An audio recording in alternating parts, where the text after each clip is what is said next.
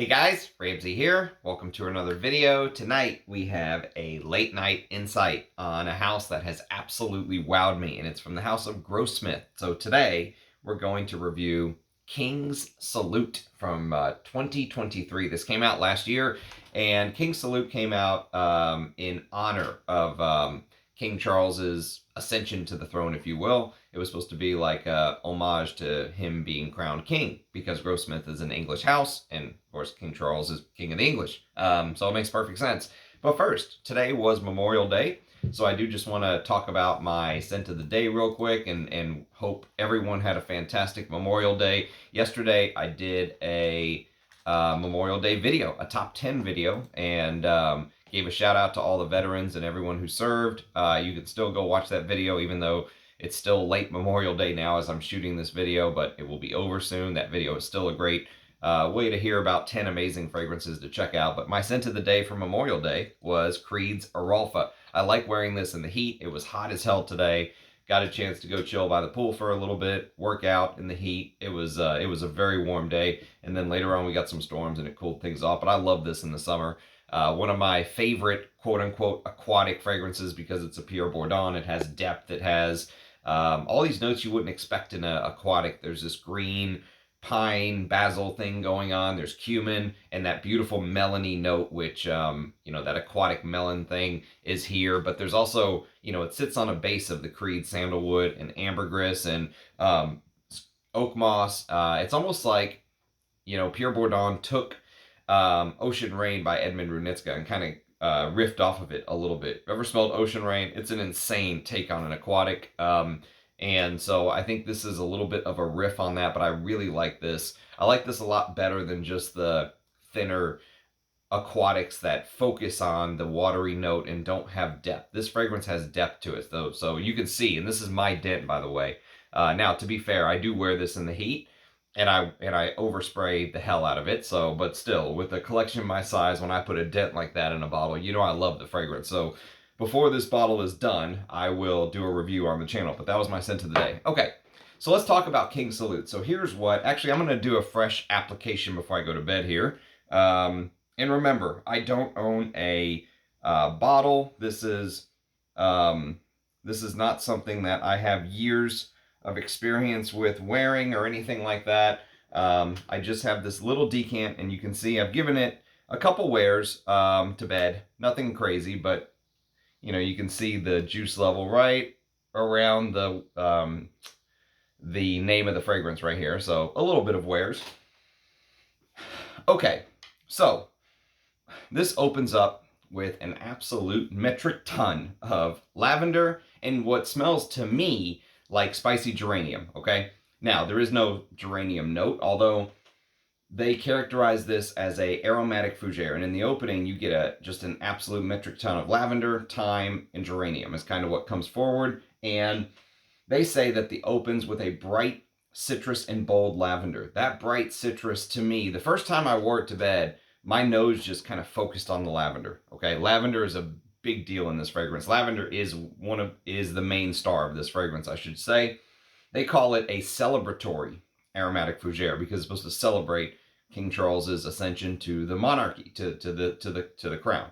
And so a celebratory aromatic fougere dries down to a heart of iris and thyme with nuances of black pepper and cardamom. The lavender note is sustained throughout, supported in the base by subtly sweet musks and ambers. Okay, so the spices are black pepper, which I think is the number 1 spice that I end up getting. Black pepper kind of makes that Calabrian bergamot note in the top seem slightly sharp, slightly metallic, slightly sharp. Sometimes bergamot can come across as metallic anyways. The more I wore this, the first time I wore it, it was the lavender my nose focused on instantly.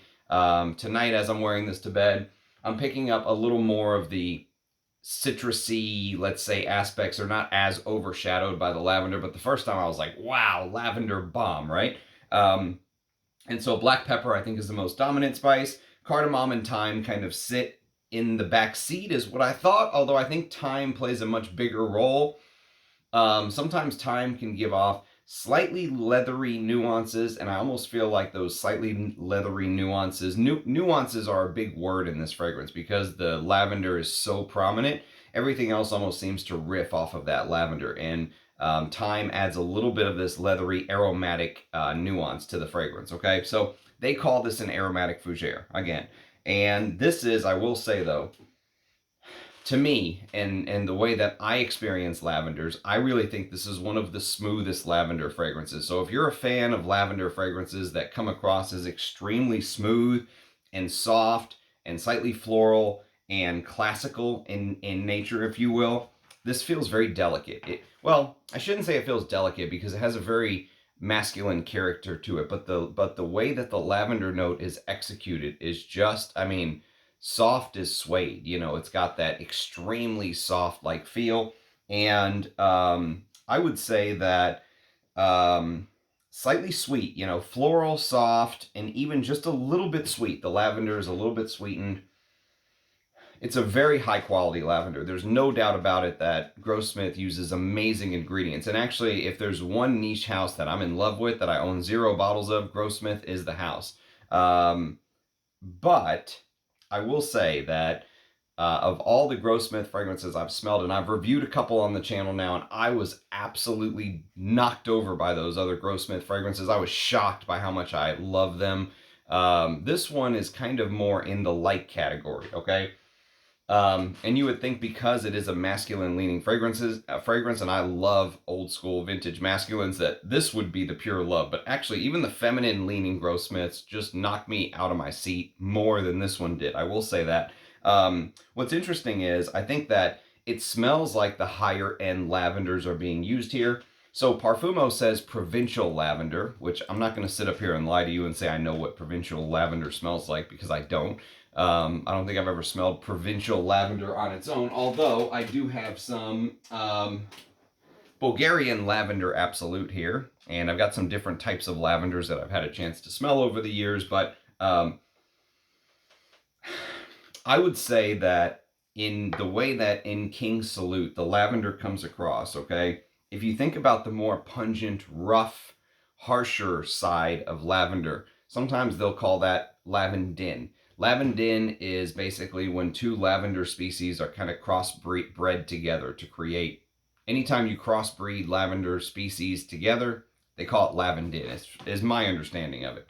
Again, I'm not a lavender farmer or anything like that, so don't hold me to that, but that's my understanding of lavandin versus lavender. Lavandin is usually much more rough and pungent and scratchy. You know, it's that scratchy, rougher lavender. It also, from my understanding, when you use lavandin, you can get like 10 times the yield of actual lavender, right? So real provincial lavender, let's say, or something like that, gives off 10 times less yield than if you create this lavandin offspring, and it gives out a lot more yield, right? That's the reason why more and more houses are using it, but it's rougher. It's not as smooth as this. This is a beautiful, smooth affair, okay? And sometimes lavandin can have that very herbal, camphor-like smell, okay? This doesn't have that. So as I was taking my notes, I'm a big fan of just kind of going off my head and not reading the note listing first, and that's why I said geranium, even though there's no geranium. And as I was making my notes, I was like, oh, this is definitely the classical, smoother, floral, dandier, more delicate lavender. There's no lavandin in here. And then I went to the Grossmith website and it says note listing. Oh, the note listing's not here. Where was it? I saw it just earlier. Maybe I was looking at a different page. But it said both lavender and lavandin. So I just think that the lavender smell is more prominent than the more harsh, camphorous, you know, scratchy lavandin, if that makes sense. But they say it is in here. I just don't get as much of it, okay? You get some, but you're not going to get as much, okay? And so even though this is nice and classically done, not my favorite Grossmith, I will tell you that. It is probably the least favorite that I've smelled. And the thing about it is, once you get to a point in your collection where you have an absolute ton of fragrances to choose from, imagine trying to analyze 10 fragrances. Then imagine trying to analyze 20. Then imagine trying to analyze 100. Then imagine trying to analyze like 500. I mean, you know, it just goes up by leaps and bounds, and there's so many different offsprings and variations to learn and all this stuff, right? The fragrance rabbit hole goes very, very deep, okay?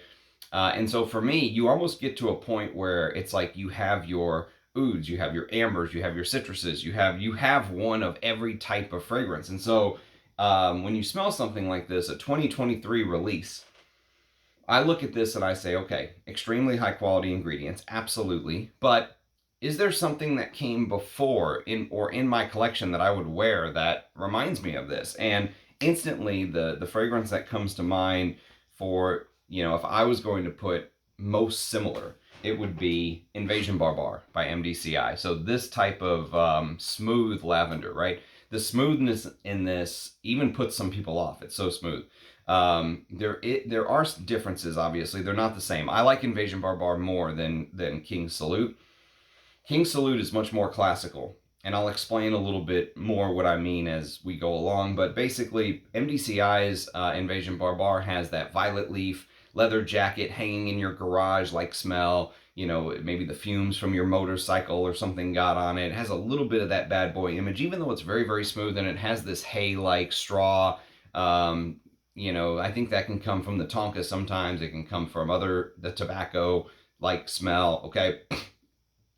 And there's a little bit more of this in it than in King Salute, all right? So the fragrance is pretty simple. I mean, it's got that peppery, metallic, sharp kind of citrus at the top, bergamot, and but again, very quickly overshadowed by that lavender, which is the star of the show, and the geranium-like feel, which can come across as floral and peppery. And geranium is actually a big part of a fougere, so I would not be surprised if there was some geranium in here that just wasn't listed.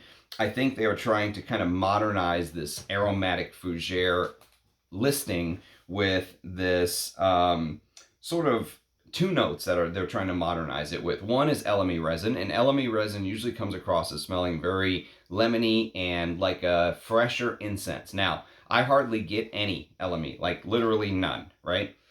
I won't say none, but it's very, very, very muted in here. Okay, I could see it.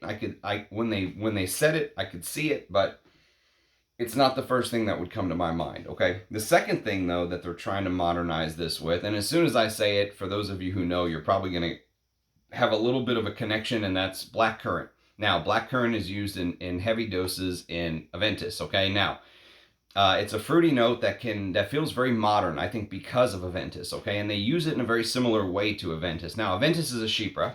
This is a fougere, okay? So for the people who are like, this is Aventus, this is their version of Aventus, no. It's just the blackcurrant will kind of remind you of that. This smells nothing like Aventus, by the way. So don't go running and say, Ramsey said it smells like Aventus. No, it does not smell like Aventus. But the way that the blackcurrant is used reminded me of the way the blackcurrant is used in Aventus, if that makes sense. So it's just that blackcurrant note, but it'll give you this fruity sort of modernity, if you will, to the fragrance, to an otherwise very traditional composition, extremely traditional, extremely classical.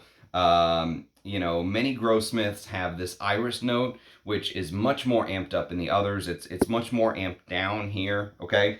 So there is that iris note, adding that posh kind of, iris is very posh to me. It's a very high-end note. It makes the fragrances smell very expensive when it's used in large quantities. Here, I think it's used in a much smaller quantity than the other Grossmiths that I smelled. It's definitely the softest iris of any Grossmith, let's put it that way, that I've smelled. And I think many notes play as like background singers in this composition. The main notes are the lavender / lavandin combo, which the provincial lavender is the main one for me. And into the dry down, it turns into this very classical aromatic fougere. The thyme adds a big part of the aromatic aspect, along with a very slight leathery aspect. The coumarin and the oak moss kind of come together, and a touch of amber and musks in the base, as they said. But it comes together to finally give this old school fougere, modern creation, old school representation, if that makes sense. And so in the slight dry down, you get that gentlemanly shaving foam feel. I would think that this would smell or work best on a man who has to shave every single day, like Prince Charles himself, or King Charles now, if you will, right? Take someone who's in front of the camera every single day. You can't go a day without shaving, right? Someone who shaves every single day, which that's just horrible for your face, by the way. I usually try and skip a day or two because I'm half lazy. And sometimes I get to work from home and I'm like, screw it, I'm skipping a day, right? But if you're someone who is like in front of the cameras and you have to shave every single day, this is a fragrance that I think fits that, because it has a little bit of that slight shaving foam-like feel that some aromatic fougères can give you. It does come through a little bit here. I'm getting it now. It's actually really beautiful. It's a beautiful creation. It's done with high quality ingredients. It just doesn't impress. Like, it doesn't wow me like the other Grossmiths. The other Grossmiths, go watch my other Grossmith reviews. I was absolutely floored by the quality of things like Chamel Nessum, and I reviewed a couple others. You can go check those out. But so yeah, I think the aesthetics of this fragrance would fit a man who has to shave every day. Maybe the man that I imagine wearing this is older, okay? So you don't have to be an old man. I'm not saying you have to be 90 and in a rocker or a cane to wear this, but I am saying that I think this would fit better with a man with some age and some experience, and some gray in their beard or their hair would be my image of the man that I would see wearing this. Someone who dresses, has to wear a suit every day or something like that. You know, it's a good fragrance. It just didn't blow me away. And again, this is off of a sample, but I really do like this house. Everything I've smelled, I mean, this could easily be a full bottle for someone that doesn't have a 20 or 30 mil, whatever the hell this is, decant of Invastion Barbare. And the other thing is, I would probably just wear Caron's Homme, and so that goes back to having a big collection. You know, this is one of the greatest lavender fragrances of all time. The vintage has more of an animalic bite than the modern. I really didn't like the modern. This bottle feels like there's some animalic touch to it that is missing from the modern version. Even though they claim the fragrance has that they're still using the same ingredients or the same formula today as they were in 1934. I don't know if in 1980, when this bottle was out, if they were using the same ingredients back then, is my thing. And this one does smell different to me. So for lavenders, I would wear this, I would wear this. And so, you know, King Salute has a big hill to climb, and it just didn't impress me like the other Grossmith. So that's kind of my late night insight video. These are supposed to be quick. I'm going to try to make some of these late night insight videos a little bit faster. Some of my full reviews are 30 to 40 minutes, so sometimes having a late night insight review for 30 to 40 minutes defeats the purpose of a quick impression on something I don't own, but sometimes I like to ramble. So that's my thoughts. Let me know what you think. If you've ever smelled King Salute, there's more Grossmith samples somewhere up there, so you'll be hearing more about it as time goes on. I love this house. I really am impressed with it. Even though this is kind of a, I wouldn't even say it's a thumbs down. I would just say it's more lukewarm, okay, for me. It's more lukewarm because of the stuff I own. If I didn't own the fragrances I showed, I could easily see myself going for a bottle, or even something like Rive Gauche, Homme, right? Something like this, okay? Like owning this, okay, with the shaving foam aspect, I would wear this in the same place. This and this, imagine you take Rive Gauche and the smoothness of the lavender from Invastion Barbare. There's King Salute, with the modernity of the blackcurrant, fruity blackcurrant from Aventus, okay? That's kind of King Salute for me. It's good, yes. Would I go buy a bottle? No, absolutely not. But I'd love to hear your thoughts. So as always, thanks for watching. Hope everyone had a fantastic Memorial Day, and I'll catch you next time. Cheers. Bye-bye.